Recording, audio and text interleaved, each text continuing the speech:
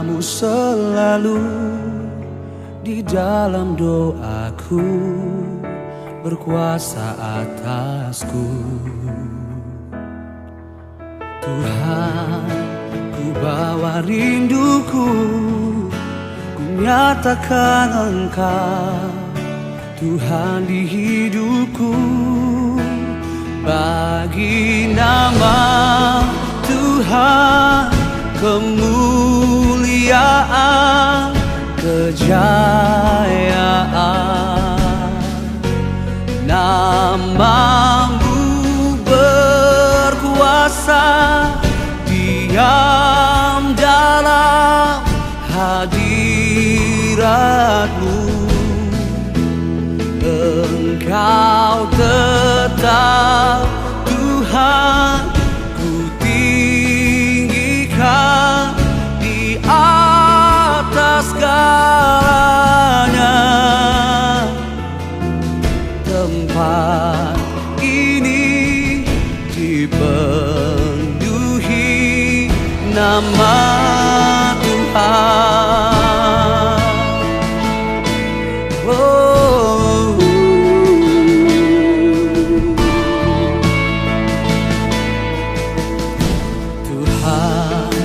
Namamu selalu di dalam doaku, berkuasa atasku.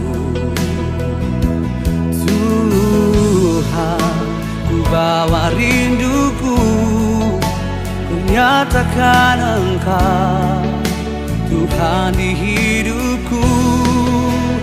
Bagi nama Tuhan kemuliaan, kejayaan. Namamu berkuasa, diam dalam hadirat-Mu. Engkau tetap Tuhan, ku tinggikan di atas segalanya. Tempat ini dipenuhi nama Tuhan.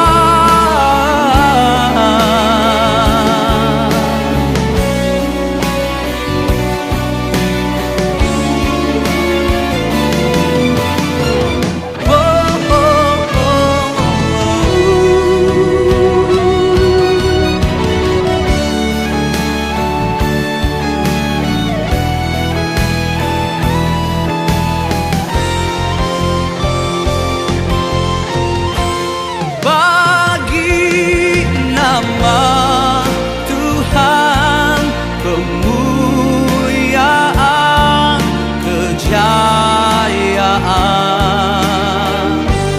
Namamu berkuasa, diam dalam hadirat-Mu. Engkau tetap Tuhan, ku tinggikan di atas segalanya. Tempat ini dipenuhi, kota kami dipenuhi, bumi ini dipenuhi nama Tuhan.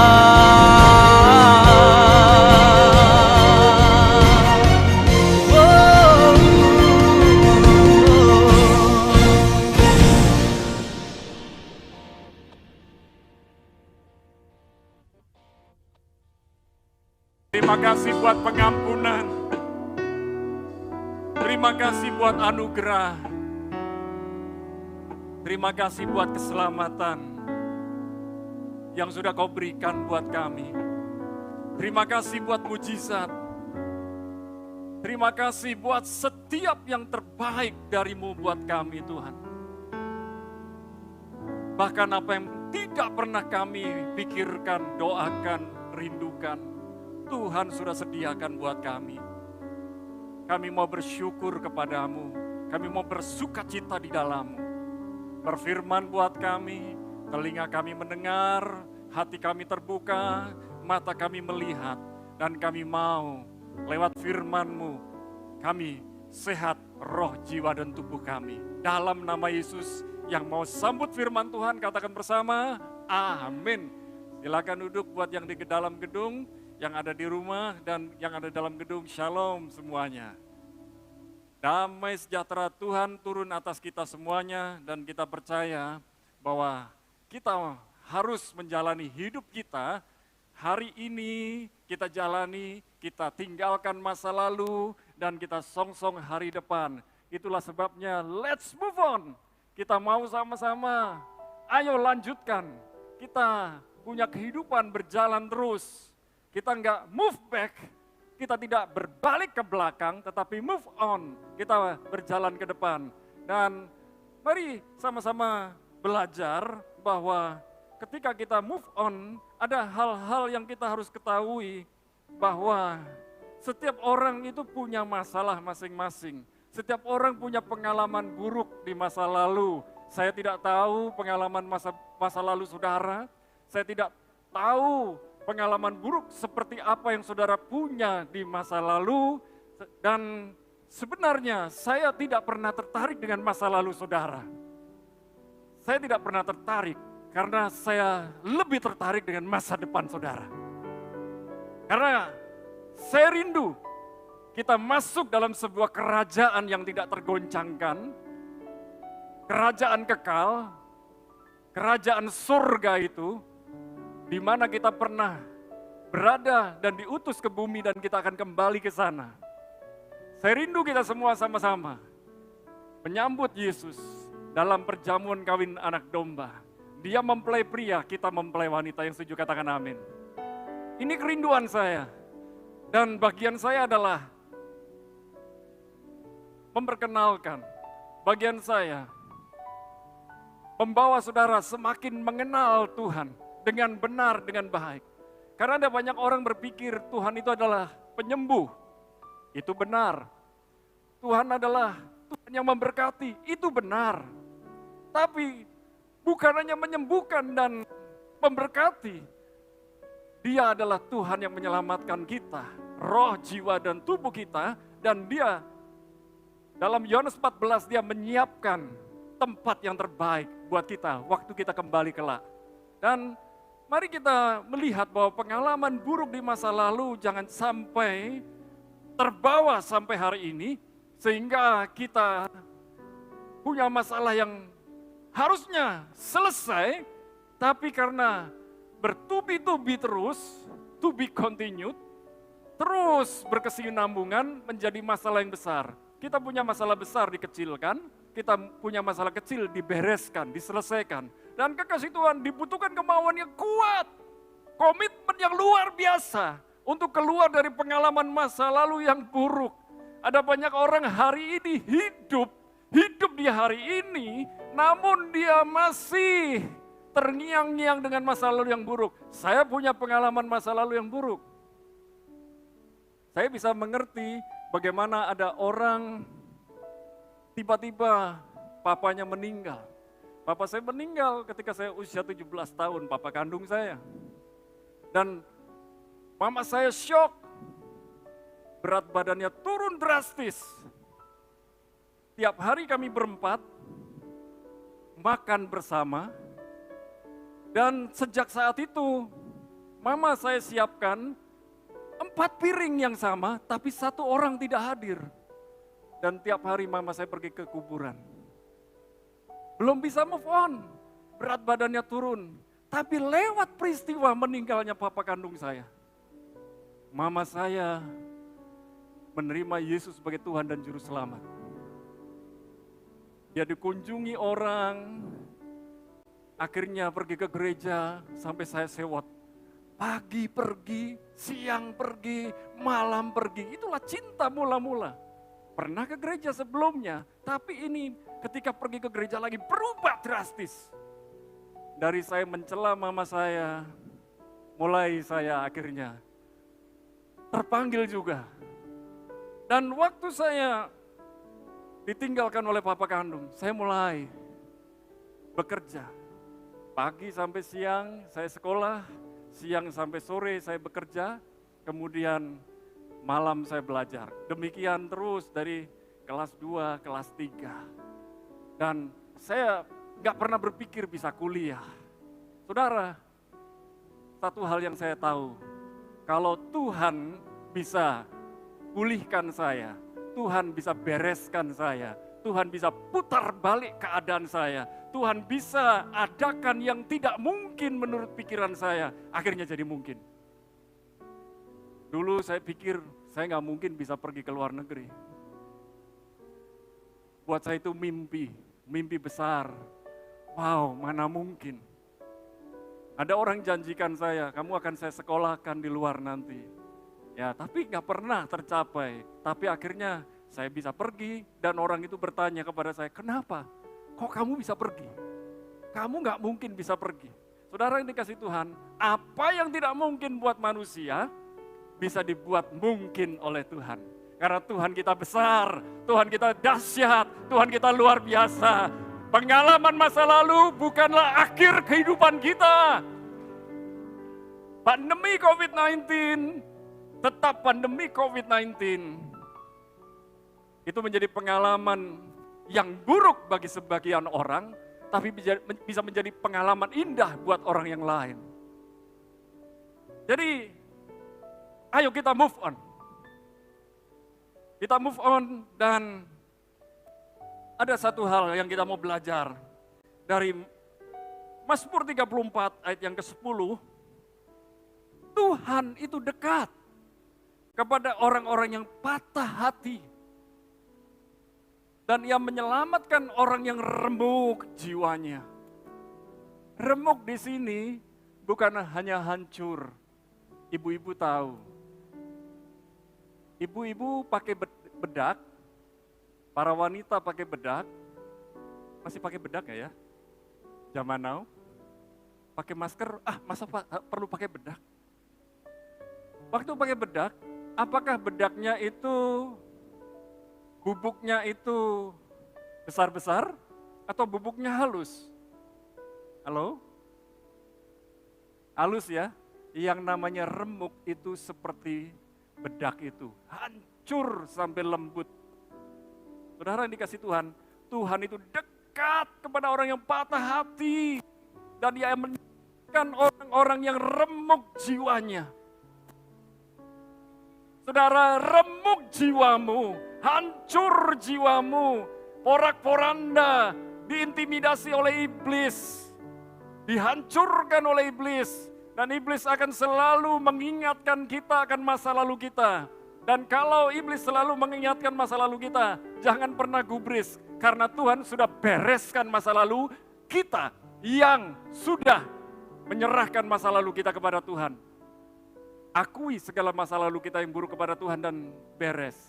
Karena Tuhan tidak pernah mengingat-ingat lagi masa lalu kita.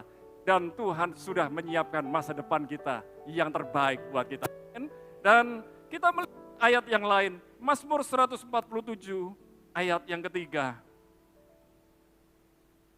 Ia menyembuhkan orang-orang yang patah hati dan membalut luka-luka mereka.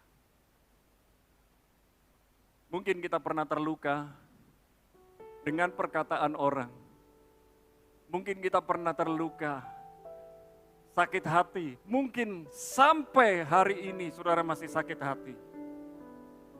Masih kecewa, masih ingat kata-kata orang tersebut. Padahal orang tersebut mungkin sudah meninggal. Kita sampai hari ini masih kecewa, masih marah. Move on. Ayo, tinggal. Menatap masa depan, jangan hidup di masa lalu lagi. Ampuni orang yang berkata-kata demikian. Terkadang orang yang demikian ini sudah meninggal. Kita ini masih marah, masih kecewa. Ada kalanya juga Orang itu masih hidup, tapi lupa kalau dia ngomong perkataan kalimat yang menyakitkan kita. Dia aja lupa. Kita ini sampai bilang gini, itu loh orang itu. Ngomong seenaknya, dia lupa, aku inget-inget, gak akan aku ampuni sampai mati. Saudara, jangan rusak masa depanmu, jangan hancurkan masa depanmu, karena masa lalumu yang buruk tidak diselesaikan. Jangan hidup di masa kini dengan pengalaman masa lalu yang buruk.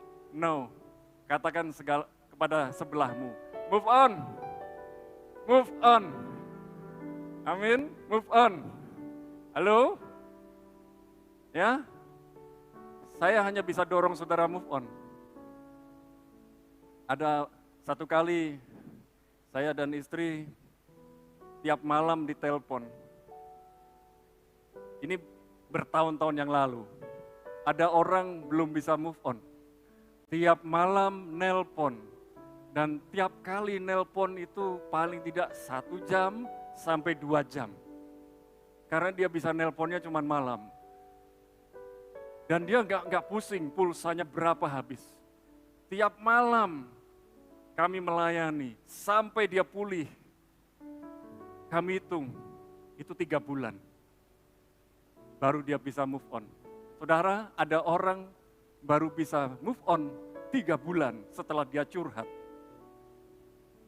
Dan dia selalu curhat, maju 10 langkah, mundur 5 langkah. Maju 10 langkah, mundur 5 langkah, seolah-olah nggak maju-maju. Tapi akhirnya tuntas.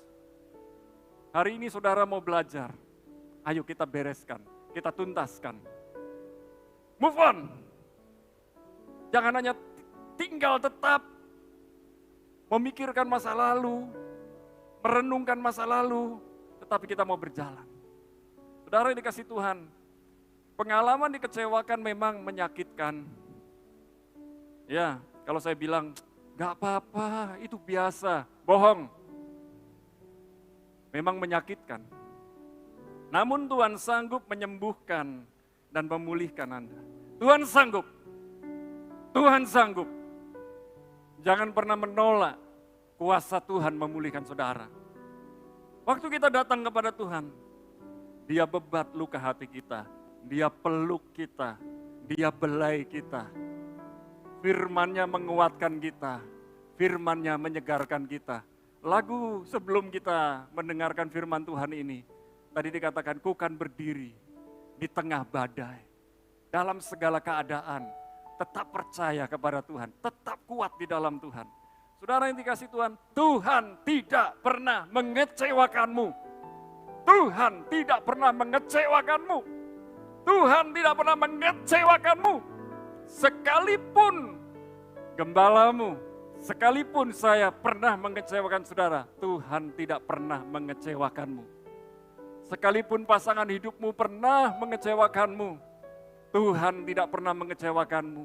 Sekalipun orang tuamu, sekalipun anakmu, sekalipun mertuamu, sekalipun mantumu mengecewakanmu, Tuhan tidak pernah sekali-kali mengecewakanmu. Jangan ingat-ingat perkataan orang itu. Ingat perkataan Tuhan. Jangan kecewa dengan orang yang mengecewakanmu. Sebab orang itu nggak tahu. Dan kalaupun tahu, belum tentu mau tahu.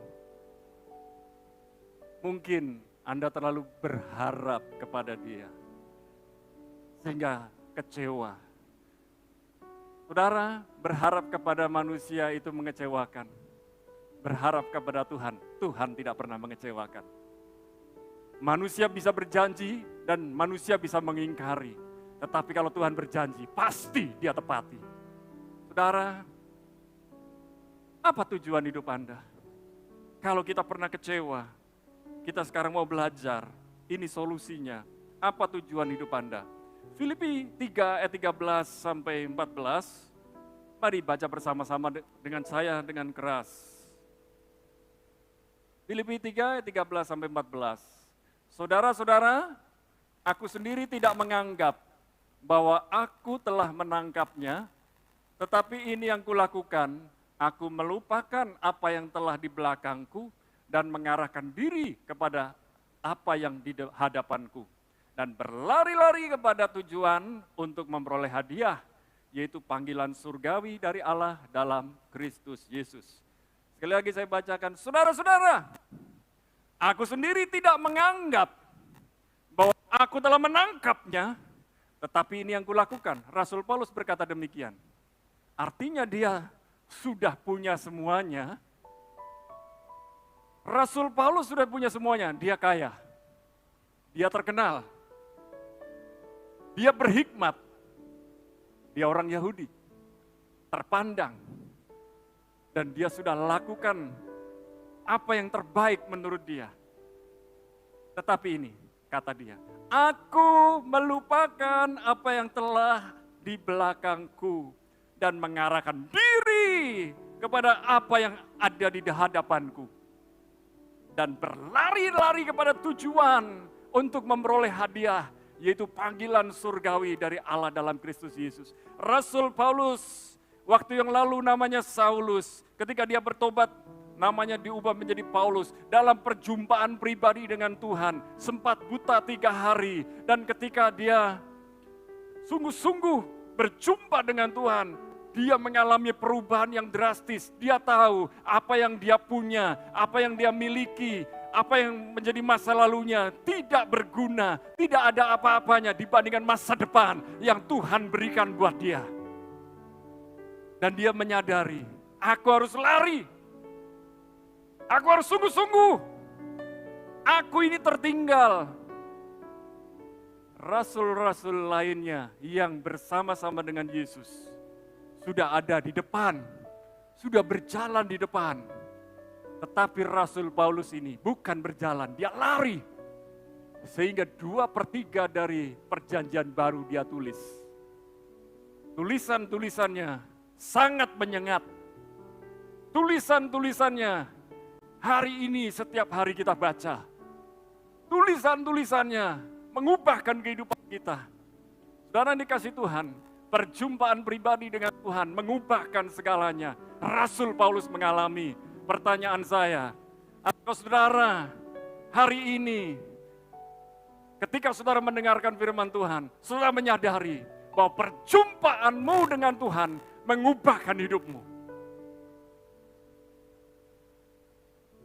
Apakah saudara hari ini masih cinta dengan Tuhan, dengan cinta yang sama waktu saudara menerima Yesus sebagai Tuhan Allah, Raja dan Juru Selamatmu? Atau sekarang sudah mulai melempem, loyo?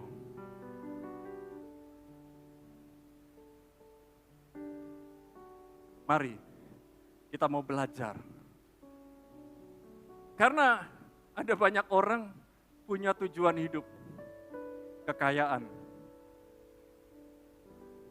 Apakah kaya itu nggak boleh? Enggak. Kaya itu boleh. Siapa yang di sini nggak pernah tergoda ingin kaya, ingin menjadi lebih kaya, ingin menjadi terkaya? Naif sekali kalau kita nggak pernah pingin jadi orang kaya.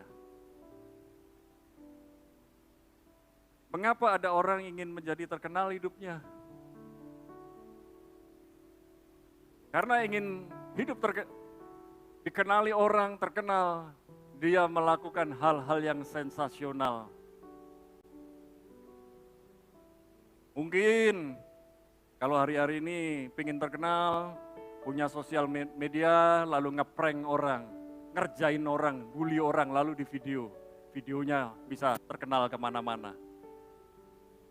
Namanya terkenal, tapi lewat perbuatan buruk. Dan bagaimana memiliki tujuan hidup yang benar? Saya kasih jawaban. Jawabannya simple.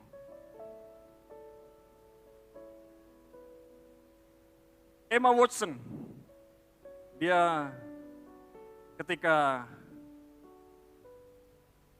sedang pidato dia bilang begini, wearing unbranded and cheap clothes that does not mean you are poor. Remember you have a family to feed, not a community to impress.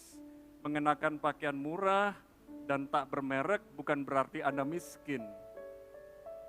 Ingatlah Anda memiliki keluarga untuk Anda beri makan, bukan memberi kesan, memberi impress kepada orang lain. Hari ini kalau kita mencoba membuat orang lain terkesan dengan kehidupan kita, Anda akan kecewa.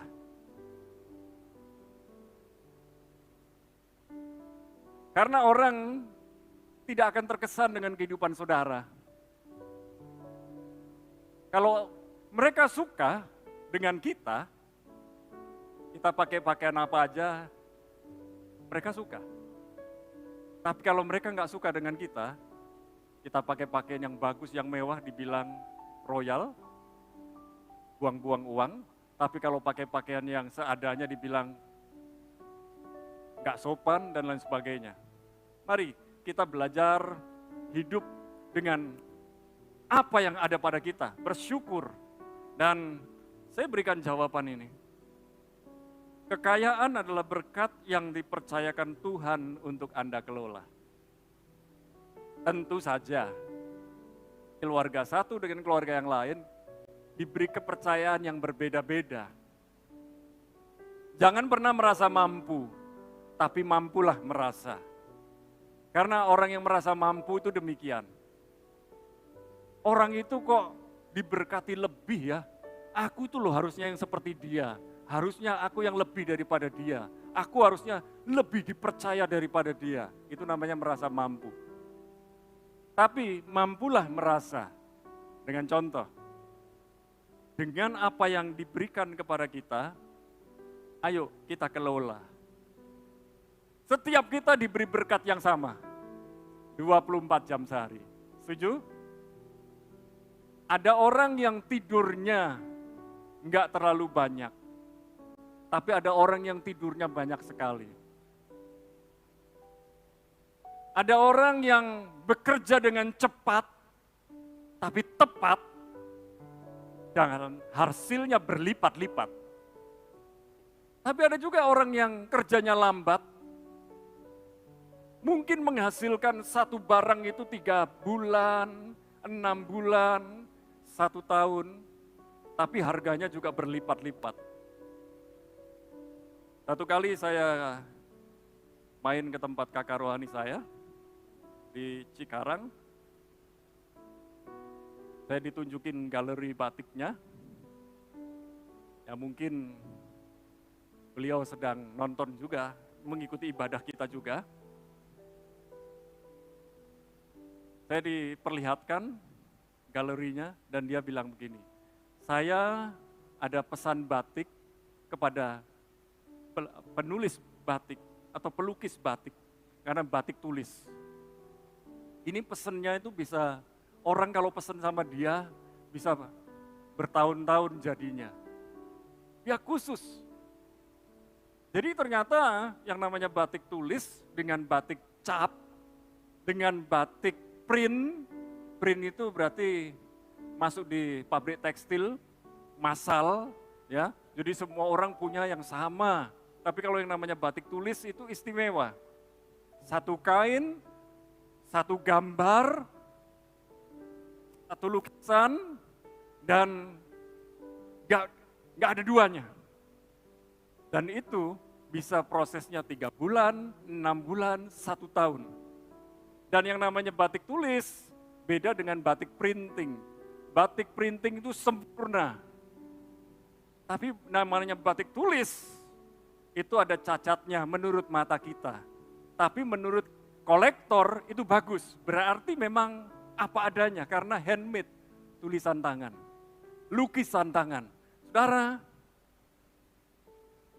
kita tahu, ada juga orang yang malas bekerja. Sekalipun Anda anak Tuhan, kalau Anda malas bekerja, Tuhan tidak akan berkati saudara. Tuhan tidak memberkati kita karena kita punya status anak Tuhan, tetapi Tuhan memberkati kita sesuai dengan kepercayaannya kepada kita. Diberkatilah orang yang rajin, orang yang tekun, orang yang ulet, orang yang gigih, orang yang tahu apa yang menjadi kepercayaan Tuhan dalam hidupnya. Miliki kehidupan yang berdampak. Popularitas itu akan mengikuti. Kita nggak perlu mencari-cari popularitas, menjadi orang yang terkenal. Menjadi terkenal itu bonus. Tetapi waktu hidup kita berdampak, maka kita akan menjadi orang-orang yang lebih dikenali orang.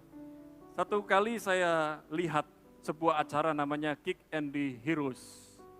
Mereka mencari orang-orang unik, ya mereka nggak promosikan diri, tapi Kick and the Heroes bisa lihat mereka.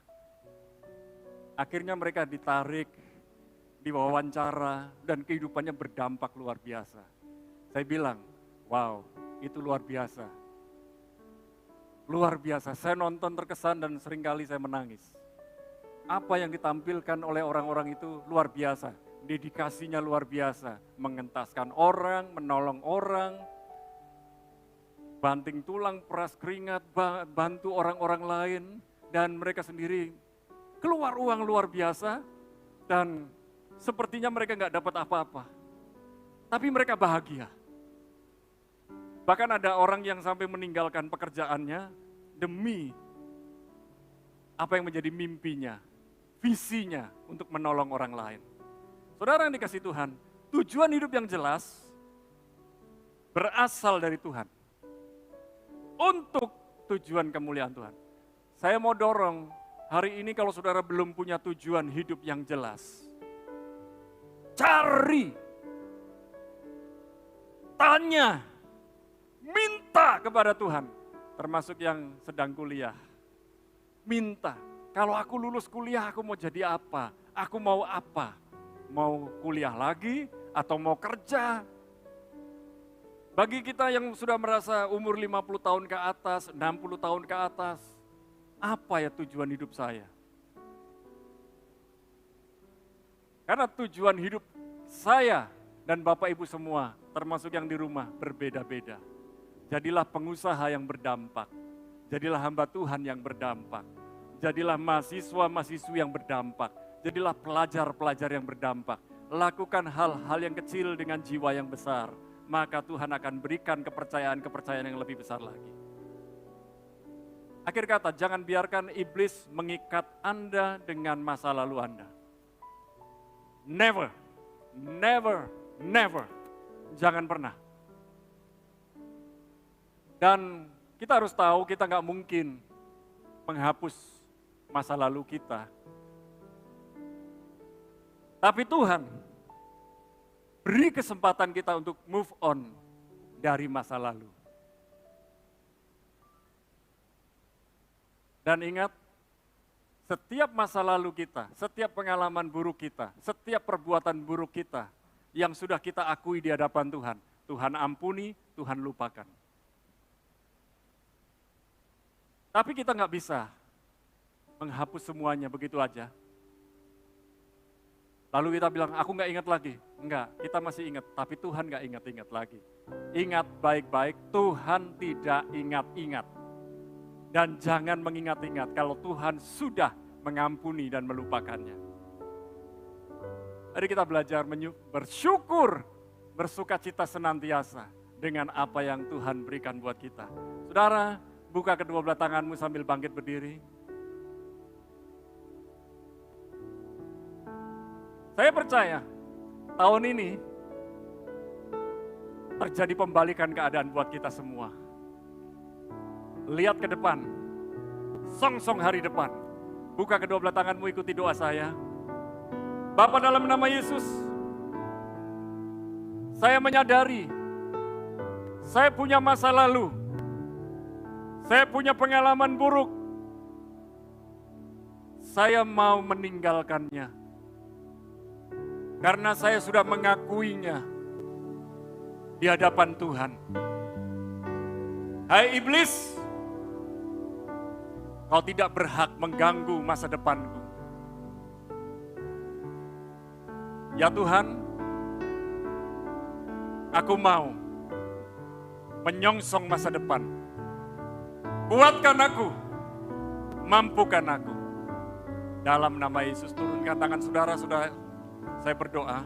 Bapa, dalam nama Yesus kami berdoa, buat kami semua yang ada dalam gedung ini maupun yang ada di rumah, baik yang sedang beribadah bersama-sama kami saat ini, maupun yang akan beribadah bersama kami beberapa menit, beberapa jam mendatang, beberapa hari mendatang. Kami berdoa, kami termasuk bilangan orang-orang yang menyambut kedatangan-Mu. Dan kami masuk dalam perjamuan kawin anak domba. Oleh sebab itu kami move on. Kami move on. Kami move on dari masa lalu kami. Dan kami melihat masa depan yang penuh harapan. Masa depan yang penuh dengan kemenangan bersama dengan Tuhan. Hari ini kami menyerahkan segala bisnis, pekerjaan kami, pelayanan kami, rumah tangga kami, dan segala sesuatu yang Tuhan percayakan kepada kami. Dan kami menyerahkan kepada-Mu. Dan kami percaya Tuhan memberikan kepada kami kepercayaan yang lebih-lebih lagi. Terima kasih Bapa, dalam nama Yesus. Amin. Yang percaya hidupnya penuh dengan mujizat Tuhan, katakan amin. Sekali lagi katakan amin.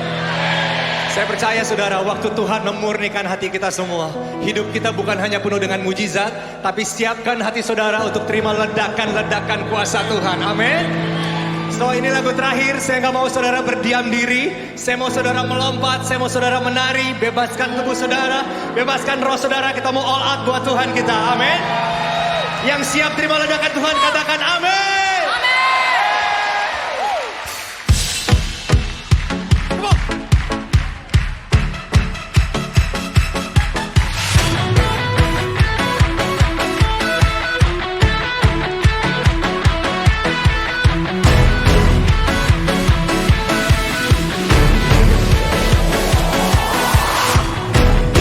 Roh-Mu bekerja, tiada yang dapat hentikan. Ada lawatan besar membakar hati yang menyembah. Katakan, kami siap, nyatakanlah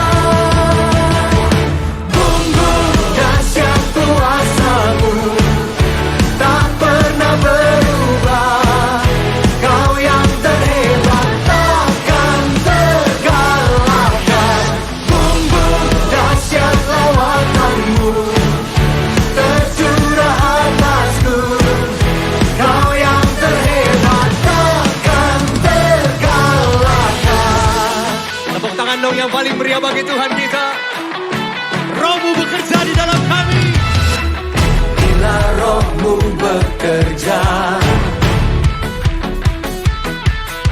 tiada yang dapat hentikan. Ada lawatan besar membakar hati yang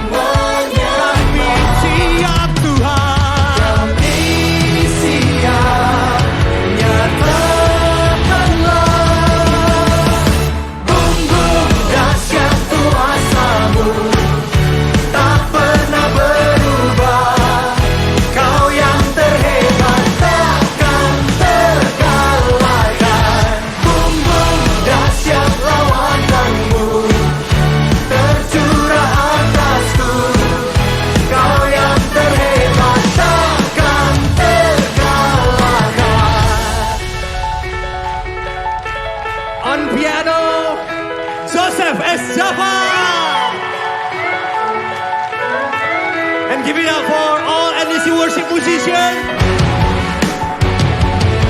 and the orchestra.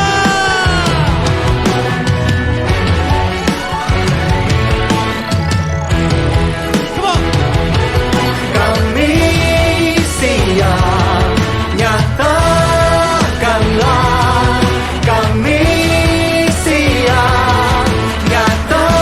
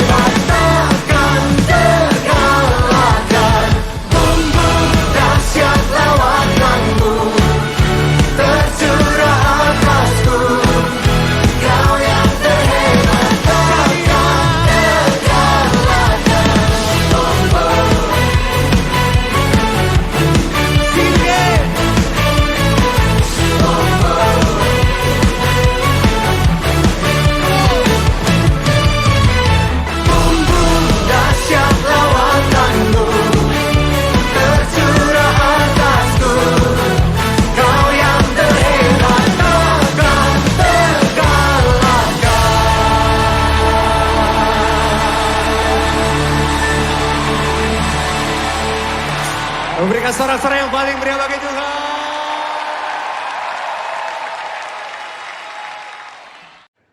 Sekarang, terimalah kasih karunia dan damai sejahtera Tuhan Yesus Kristus.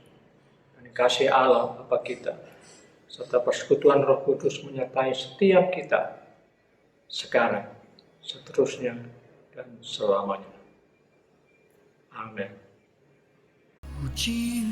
Saudara telah mengikuti ibadah online GBI Alpha Omega. Saudara yang diberkati melalui tayangan ibadah online diberi kesempatan untuk memberi persembahan. Bagi jemaat yang rindu menabur pekerjaan Tuhan di GBI Alpha Omega, dapat memberikan persembahan dan persepuluhan secara online melalui rekening BCA 014-323-7777 atas nama PT Graha Alpha Omega. Sertakan keterangan untuk persembahan atau perpuluhan. Mari memberi dengan penuh sukacita dan ucapan syukur. Untuk mendapatkan informasi terupdate mengenai ibadah online dan informasi lain seputar gereja, Anda dapat mengaksesnya melalui website GBI Alpha Omega. Jesus Christ bless you. Kaulah nafas hidupku.